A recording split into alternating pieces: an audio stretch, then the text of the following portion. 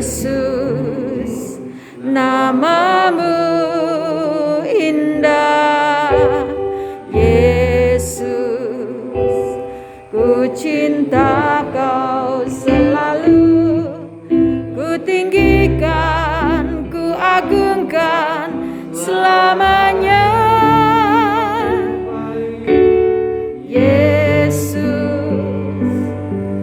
Sungguh baik, Yesus, namamu indah. Yesus, ku tinggikan selalu, ku tinggikan, ku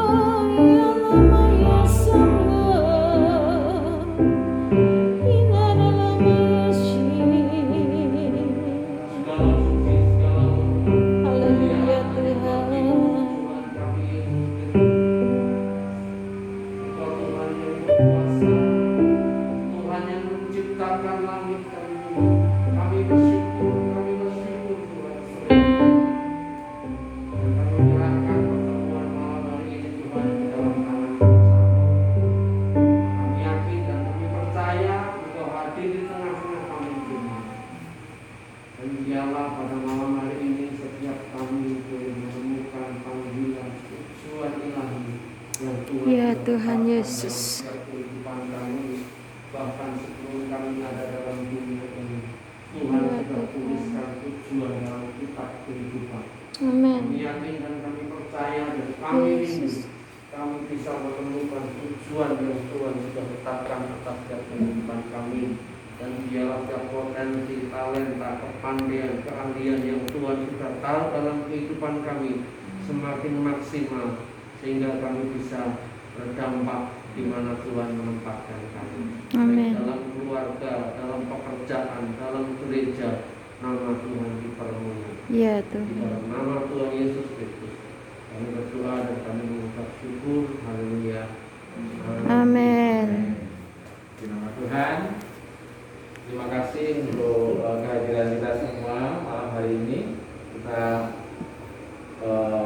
akan akan sampaikan dulu ya apa tujuan kita boleh datang di sini, tim kami. Ya tadi sudah sempat dibahas sedikit oleh Pak Surya ya. Mungkin dari Ibu Gembala, dari Pak Paulus, Pak Gembala juga sudah menyampaikan ya. Jadi kami rindu untuk bisa berbagi ya untuk dari gereja di tempat ini ya, khususnya untuk dapat menggali potensi yang ada ya. Kenapa ada ring 1 ya, karena kami belajar dari apa yang dilakukan oleh Tuhan Yesus ya di dalam pemuritan. Tuhan Yesus itu memiliki 12 murid ya, tetapi ada 3 murid yang dekat, sangat dekat dengan Tuhan Yesus. Siapa tak yang tahu 3 orang ini yang dekat sama Tuhan Yesus, siapa saja? Ada yang tahu? Petrus, Yohanes. dan Yakobus. Yakobus ya. Dari beberapa peristiwa, 3 orang ini diajak bersama-sama ya. Bahkan ketika Tuhan Yesus di Taman Getsemani, Tuhan ajak ya untuk mereka ikut ya. Yang lainnya ditinggalkan, murid-murid yang lainnya ditinggalkan, hanya 3 orang yang diajak, dan Tuhan Yesus mau terbuka dengan 3 orang ini ya. Tuhan Yesus berkata, aku seperti mau mati rasanya ya. Dia curhat dengan 3 orang ini ya. Jadi 3 orang terdekat ini Tuhan Yesus tidak jaim, karena dia merasa ini adalah orang-orang tim inti yang akan mendukung, yang support ya. Walaupun pada kenyataannya waktu itu Tuhan Yesus ditinggal tidur ya. Tetapi kita lihat di sini bahwa pelayanan Tuhan Yesus, dari 12 murid dia punya 3 murid yang dekat sangat dengan dia ya. Dan dari ring 1 Tuhan Yesus ini kita bisa belajar bagaimana akhirnya Tuhan pakai mereka ya untuk bisa melanjutkan pelayanan ya. Dan juga dari ketiga murid atau ring 1 yang ada di tempat ini, kami juga rindu supaya kita boleh sama-sama belajar untuk bisa menemukan panggilan kita ya, menemukan apa tujuan ilahi ya. Karena saya percaya bahwa setiap kita itu diberikan potensi yang beda-beda ya. Tadi Ibu bilang kan saya bisanya jahit, tidak bisa motong ya, karena memang di situ karunianya. Nah, talenta yang diberikan itu pasti akan menopang dengan panggilan yang Tuhan berikan ya. Oleh karena itu kita mau belajar bersama-sama untuk bisa menggali ya. Namun sebelumnya saya ingin menyampaikan satu dasar rohani ya, yaitu bahwa setiap kita anak-anak Tuhan itu harus mengerti bahwa tidak cukup kita hanya punya fondasi yang kuat secara pengajaran saja ya. Tetapi kita juga harus membereskan hidup kita, karena mungkin ada akar-akar yang belum kita bereskan, itu yang menjadi penghambat ya.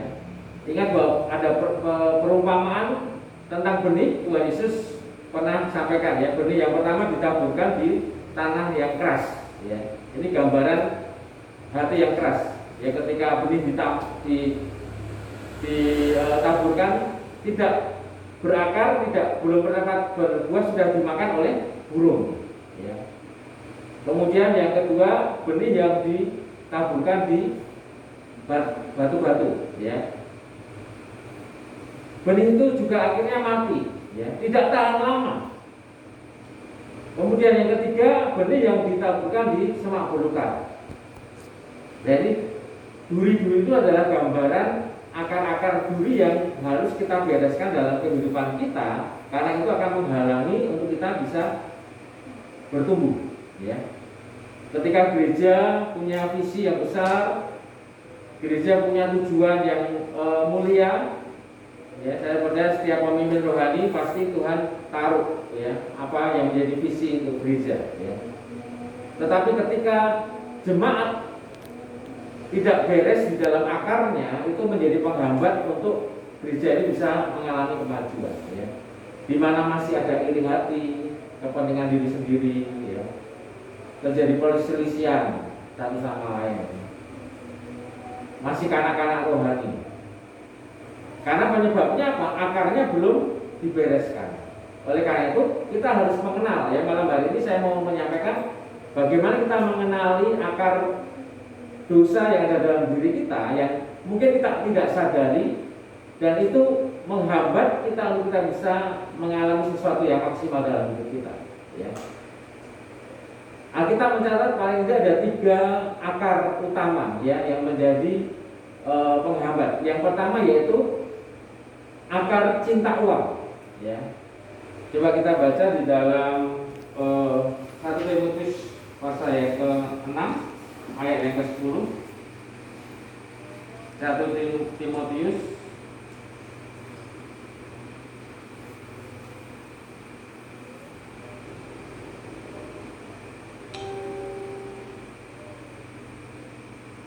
bisa salah seorang membacakan yang sudah ketemu?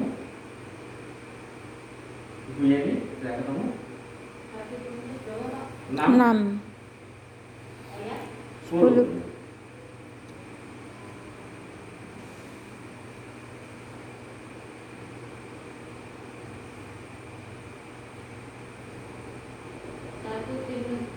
Timotius 6 ayat 10.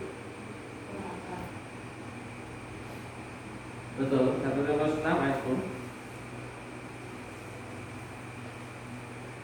Karena akan segala kejahatan ialah cinta uang, sebab oleh membeli uanglah beberapa orang telah menyimpang dari iman dan menyiksa dirinya dengan berbagai bukan. Ya. Jadi akar yang pertama yaitu akar cinta uang, ya, yang menyebabkan orang menyimpang dari iman dan menyiksa dirinya. Ya. Tuhan Yesus tidak membandingkan dirinya dengan Allah lain, ya. Tetapi kalau saudara baca, Tuhan Yesus membandingkan dirinya dengan yang namanya mamon. Ya, mamon itu apa? Uang, ya. Kekayaan, ya. Ternyata cinta uangnya adalah menjadi akar yang membuat kita tidak bisa bertumbuh dengan maksimal, ya. Ketika kita tidak beres dalam cinta uang ini, maka ini akan menjadi penghambat untuk kita bisa mengalami kemaksimalan, mengalami berkat Tuhan, saudara. Ya. Dan ternyata di dalam akar cinta uang ini, ya, yang namanya akar itu ada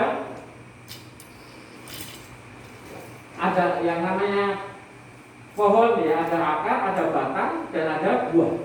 Ya. Ternyata akar cinta uang ini menghasilkan batangnya itu apa? Gampang khawatir, kemudian gampang takut, kemudian iri hati, rasa tidak aman. Ya. Jadi kita bisa mengenali kalau saya orangnya gampang khawatir, kayak sedikit khawatirnya berlebihan. Ternyata kita masih belum beres di dalam akar yang cinta uang ini. Ya. Kemudian apa? Iri hati. Ketika melihat orang lain lebih sukses, kita merasa tidak terima. Ya. Itu ternyata batang dari sikap hati, ya. Batang itu bicara dengan sikap hati, itu akarnya yaitu cinta uang. Ya.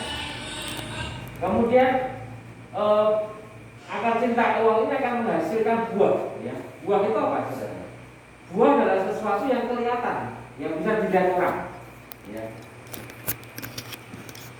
Tidak jujur, kemudian apa? Serakah, suka bohong, ya. Suka berhutang. Ya, jadi kalau kita menemui orang yang suka bohong, tidak jujur, suka hutang sana sini, itu akarnya cinta uang. Ya. Jadi dari sini kita bisa mengenali diri kita. Apakah kita masih punya akar cinta uang? Ya. Kemudian apa? Kikir, pelit. Ya. Karena apa? Cinta uang. Orang itu jadi gampang kikir, pelit, kemudian apa? Serakah, nggak pernah puas. Ya. Orang sudah diberikan kekayaan nggak pernah puas ya. Para koruptor itu bukannya mereka orang miskin loh ya. Para koruptor yang mengkorupsi uang negara ya. Mereka orang kaya, tetapi karena mereka punya akar cinta uang, mereka nggak pernah merasa puas. Ya. Nah kita harus mengenali. Sudah berapa lama kita sudah ikut Tuhan Yesus? Apakah masih ada akar cinta uang ini dalam diri kita yang harus kita bereskan? Ya.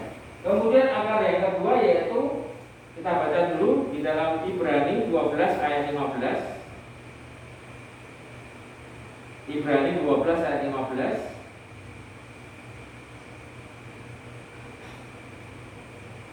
Ibu Lydia bisa bacakan?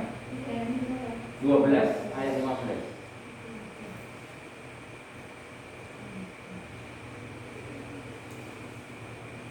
Jagalah supaya jangan seorang pun menjauhkan diri dari kasih karunia Allah, maka jangan tinggalkan yang baik, yang menunjukkan kemusyrikan dan yang mencemoohkan dia Allah. Ya. Yang kedua yaitu akar kepahitan. Ya ini seringkali orang tidak menyadari dia punya kepahitan dalam hidupnya. Ya. Dikatakan apa? Jangan ada seorang pun yang menjauhkan diri dari kasih karunia. Ya. Orang yang menjauhkan diri dari kasih karunia Allah, maka akan mudah orang itu punya akar pahit. Ya. Jadi untuk kita bisa membereskan akar pahit itu kita harus mendekatkan diri dengan kasih karunia. Ya. Dan seringkali akar pahit yang terjadi dalam kehidupan kita itu tidak kita sadari. Ya. Mungkin kita punya luka-luka dengan orang tua, ya. Kita punya luka dengan ibu kita, ya. Kita punya luka dengan suami, ya pernah mengalami KDRT misalnya, itu luka kepahitan. Ya. Nah ini seringkali kita tidak menyadari, kita merasa sudah beres hidup kita, tetapi itu ada akar yang harus kita bereskan. Ya. Karena akar pahit ini akan menghasilkan rusuh dan cemar. Ya, tadi dikatakan menghasilkan kerusuhan dan kecemaran. Ya. Biasanya sikap batinnya kalau orang akar pahit dia kan apa? Mudah marah, emosional. Ya. Dia punya problem emosi. Ya coba kita lihat orang-orang di sekitar kita atau mungkin diri kita. Ya. Oh saya ini problem emosional. Mungkin ada akar kepahitan yang belum kita bereskan dengan orang tua kita mungkin. Ya. Ada orang yang punya orang tua atau bapaknya militer misalnya, ya, otoriter, sehingga dia kepahitan dengan orang tuanya, sehingga apa?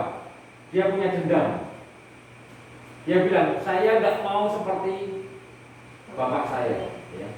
Tapi ketika dia bertumbuh dewasa, ternyata sifat-sifat jelek dari bapaknya itu turun dalam dirinya. Karena apa? Apa yang kita simpan itu menjadi milik kita. Ya. Ketika kita tidak menyadari kita menyimpan kesalahan orang, maka kesalahan orang itu menjadi milik kita. Ada orang yang bilang aku nggak mau seperti bapak saya, ya, tetapi kelakuannya malah lebih jahat dari orang tua kita. Karena apa? Dia tidak beres di akarnya. Ya. Berontak, suka gosip, mengadu domba. Ya. Ada orang perpecahan di dalam gereja, ya, ini seringkali terjadi. Kalau orang itu tidak beres, dia ada akar kepahitan, dia gampang sekali menggosip, ya, menjelek-jelekan, sehingga akhirnya terjadi perpecahan, ya, kubu demi kubu. Nah ini akarnya akar kepahitan. Ya. Kemudian ternyata selain rusuh maka ada kecemaran, ya, ada percabulan, itu jadi pelarian, ya. Jadi orang yang kepahitan itu bisa larinya ke percabulan, ke pikiran kotor, pornografi dan lain sebagainya, itu dari akar kepahitan, ya. Kemudian dia akan menghasilkan pelarian, ya. Biasanya orang yang punya akar kepahitan itu dia akan lari menjadi orang yang mencari ilmu-ilmu misalnya, ya. Saya pernah melayani seorang jemaat, dia suka cari ilmu kemana-mana, saudara, ya. Ilmu kebal dan lain sebagainya, ya. Ternyata akarnya bukan ilmunya, bukan karena dia suka ilmu, enggak. Akarnya karena dia suka dibully, ya, suka diolok-olok ketika masih kecil. Nah, itu akarnya. Yang harus dibereskan akarnya. Seringkali kita hanya membereskan buahnya saja, dipotong atau ditebang batangnya, ya. Tetapi itu tidak menyelesaikan persoalan sebelum kita bereskan akarnya, ya. Orang lari ke narkoba, rokok, ya, pornografi, ya, dan lain sebagainya, itu karena bisa jadi akar kepahitan yang menjadi penyebab, ya. Jadi tujuannya apa sih kita mengenal ini, saudara? Supaya kita bisa mengenali diri kita dan kita membereskan akar dalam diri kita. Kita juga bisa menolong orang-orang di sekitar kita, mungkin anak kita, ya. Kok dia gampang khawatir atau mungkin dia punya problem emosional. Ternyata dia punya kepahitan mungkin sama bapaknya, ya. Yang harus kita bantu untuk bisa keluar dari persoalan ini, saudara. Kemudian yang ketiga, kita akan baca dulu di dalam Titus, ya, kitab Titus 1 ayat 15. Titus pasal 1 ayat yang ke-15. Ibu Ari bisa membacakan. Titus pasal 1 ayat yang ke-15. Bagi orang suci semuanya suci, tetapi bagi orang najis dan bagi orang tidak beriman, suatu pun tidak ada yang suci. Karena baik akal maupun suara hati mereka najis. Ya, baik akal maupun suara hati itu najis, akar kenajisan dalam diri kita, ya. Yang kita tidak sadari itu mengganggu kita, ya. Itu menyebabkan apa? Perbendaharaan di dalam diri kita itu ada kenajisan, sehingga apa yang keluar itu juga kenajisan, ya. Dan ternyata akar kenajisan ini, saudara, mempunyai batang, ya, atau buah itu apa? Pikiran kotor, cabul, ya. Dan ini menghasilkan buah pornografi, suka onani, mata keranjang, terus juga bisa menghasilkan perzinahan, perselingkuhan. Itu akarnya dari kenajisan, ya. Nah, kalau ini kita tidak pernah bereskan, saudara, siapapun kita, ya, maka kita akan tidak akan pernah bisa bertumbuh dengan maksimal, ya. Seperti gambaran benih yang ditabur di semak berduri, ya. Ketika akar mulai berakar, tetapi dikatakan apa? Semak berduri itu menggambarkan apa? Kekhawatiran dunia, kemudian kenikmatan dunia, itu yang akan mematikan akar rohani kita, sehingga kita tidak bisa bertumbuh dengan baik. Ketika kita mungkin dipercaya Tuhan bisnis atau usaha, tetapi kalau kita nggak beres di dalam akar ini, saudara, maka itu akan menghalangi kita. Jadi akar-akar itu harus kita cabut, saudara, ya. Caranya bagaimana kita mencabut akar, saudara? Yang pertama kita harus menyadari, mengenali, ya. Ya, dari apa yang kita bahas tadi, kita kan sudah bisa anggap, oh, saya ternyata masih ada akar cinta uang, ya. Nah, kita harus mengenali akar yang ada di dalam diri kita. Kemudian kita harus mengaku dosa dan minta ampun kepada Tuhan, ya. Jika kamu kita mengaku dosa, maka Ia adalah setia dan adil, Ia akan mengampuni segala dosa kita dan menyucikan kita dari segala kejahatan. Jadi kita harus bereskan dengan Tuhan. Ya. Tetapi juga kita harus bereskan dengan sesama, saudara. Ya. Ada satu ayat yang memberkati saya di dalam Yakobus. Ya, coba kita baca Yakobus 5 ayat yang ke-16.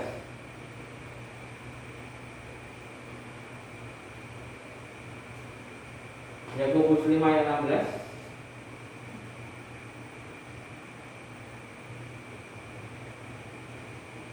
Ibu Coba DPK ya. Rakyat. Yakobus 5 ayat yang ke-16. Karena itu hendaklah kamu saling mengaku dosamu dan saling mendoakan supaya kamu sembuh. Doa orang yang benar bila dengan yakin didoakan sangat besar kuasanya. Amin. Ya. Kita harus saling mengaku dosa, ya, supaya kita sembuh. Sembuh dari apa? Tidak hanya secara fisik, ya, tetapi secara rohani kita bisa disembuhkan dari akar dosa kita ketika kita saling mengaku. Ya. Yang namanya saling itu kita dengan Tuhan atau dengan sesama. Sesama. Ya. Nggak mungkin kalau saya saling ngaku dosa sama Tuhan. Tuhan nggak berdosa. Ya. Berarti kita saling mengaku dosa. Ya. Oleh karena itu kenapa pentingnya ada tim kecil, ya, pemuritan di dalam gereja. Karena biasanya hal-hal yang seperti ini kalau dikhotbahkan di mimbar terlalu tabu, ya. Dan seringkali iblis itu berusaha untuk menghancurkan anak-anak Tuhan dengan dosa-dosa yang dianggap nggak apa-apa, ya. Dan itu sangat menghambat, yang membuat kita tidak bisa maksimal dalam hidup kita. Ya. Kemudian apa yang harus kita lakukan? Sangkal diri, ya. Matikan kedagingan. Ya. Di dalam Roma dikatakan persembahkanlah tubuhmu. Ya. Daging kita harus kita persembahkan. Itu menjadi persembahan yang kudus, yang hidup, yang kudus dan yang berkenan. Ya. Matikan kedagingan. Supaya apa? Kita bisa menang setiap hari. Ya. Karena akar ini harus kita bereskan, dan kita harus hati-hati. Kadang-kadang ada akar-akar serabut yang harus kita terus bereskan dalam hidup kita, ya. Kemudian kita harus selalu minta dipimpin oleh Roh Kudus, ya. Karena Roh Kudus yang akan memberikan kemampuan kita bisa menghasilkan buah-buah roh, ya, menggantikan akar yang dosa tadi dengan akar kebenaran. Ya. Dan yang selanjutnya apa, saudara? Kita harus tinggal dalam pokok anggur, ya.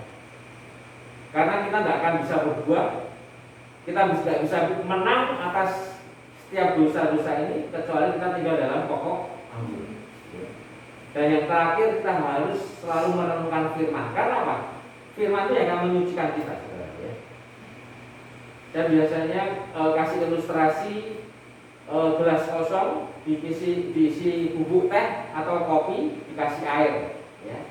Ketika saya buang gelas yang isinya bubuk teh atau kopi dengan air, kira-kira masih ada bubuknya enggak yang tersisa? Masih ada. Ya. Caranya bagaimana menghilangkan?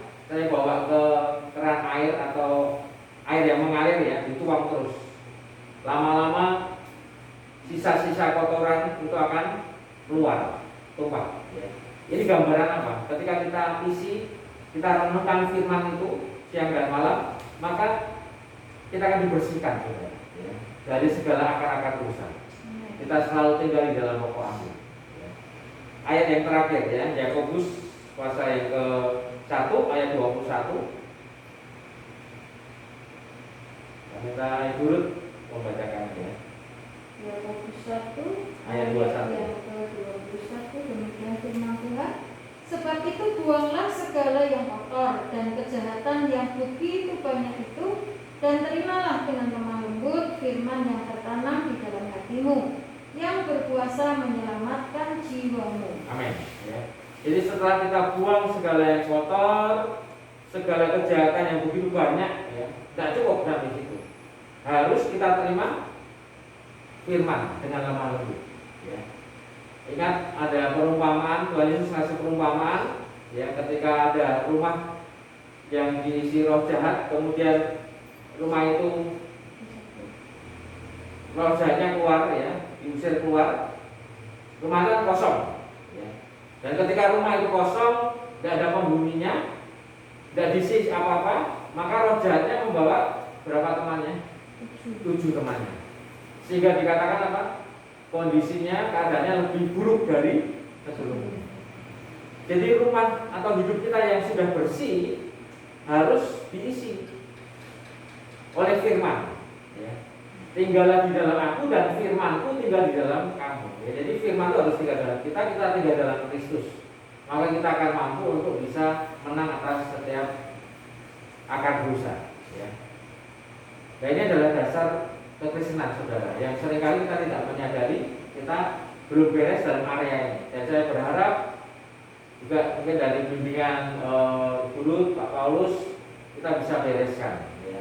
Supaya jemaat bisa mengalami pertumbuhan yang maksimal, dan ketika dipercaya ya sesuai panggilan, sesuai talenta masing-masing, kita akan dapat menikmati. Ya, ada banyak orang ketika dipercaya banyak karena dia tidak pernah beres di akarnya, saudara. Ya. Ketika dia dapat titik tertentu jatuh, ya. Karena dia belum membereskan hal ini. Ya. Bisa berharap setiap kita bisa menangkap kebenaran firman Tuhan ini. Ya, nanti bahannya akan saya